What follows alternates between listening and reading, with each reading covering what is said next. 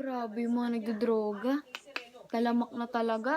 Saan kaya nila nabibili ang mga yan? May droga sa Davao ngayon.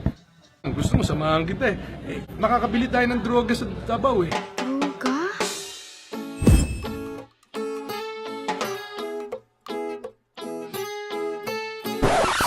Uy, tanga. Hindi to makeup tutorial. Drug addict ka dito kaya ganyan yung pisngi mo. Ay, hindi ba? Ay, sabog ba? Okay, sige, sige. I get to steal all your time. Smiling cause I know that I'm the one that makes you smile. Love the way you say my name. Ayoko magdroga, lalong papangit mukha ko. Hindi totoo yan. Totoo nga. Lalong papangit yung mukha ko dahil sa droga na yan. Droga? May droga ngayon sa Makati. Pwede tayo bumili ng shabu. Pwede tayo bumili ng cocaine. Binibiay niyo ako, sir eh. Yan ba importante sa inyo? Ang importante dito ay huwag tayo manloko. Manloko?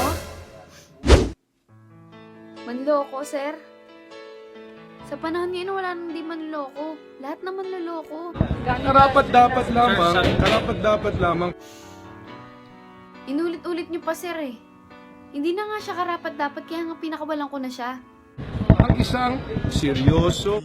Sa tingin mo ba, sir, kung seryoso siya sa akin, iiwan niya ako? Hindi, di ba? So, hindi siya seryoso. Ba't tayo maniniwala doon? Urong sulong. Di ba? Una ganito, sa susunod ganun. Oo, gano'n naman talaga eh. Urong-surong naman talaga lagi eh. Ngayon, mahal ka niya. Bukas, hindi na. Nung nakita niya na nagalit ang tao, cambio. Tanggap ko nang pinalitan niya ako kasi ang bilis ng pagpapalit niya sa cambio.